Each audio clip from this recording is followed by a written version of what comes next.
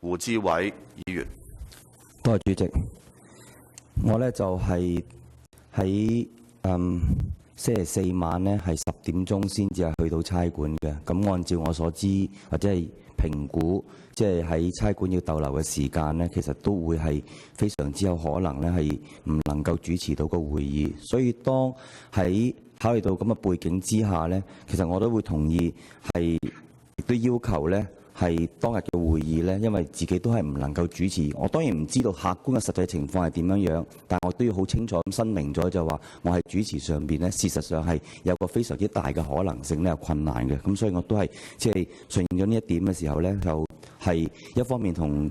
副主席同主席都有個即係補充資料就提供咗，就話咧，我都會同意咧，係即係嗰個係比較上穩妥啲嘅做法，去確保就話與會者大部分嘅同事都能夠出席。另一方面，自己都有個具體嘅困難咧，係非常之有可能唔能夠主持會議。咁所以我申明呢一點。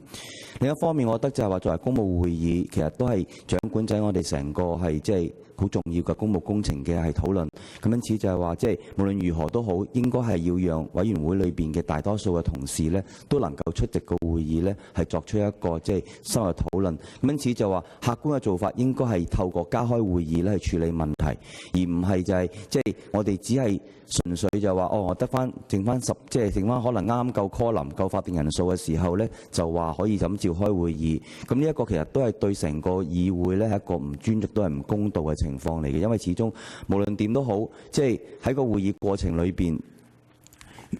雖然我哋明白法定人數係一個最低要求，但係呢個法定人數都係一個基礎，就係亦都希望喺成個參與嘅過程裏邊呢，係絕大部分嘅同事都有機會咧係表達佢嘅意見。所以我係即係都會支持主席呢係喺稍後時間呢係要召開額外嘅會議。我哋希望能夠呢係盡力去完成我哋應該要做嘅工作。多謝主席。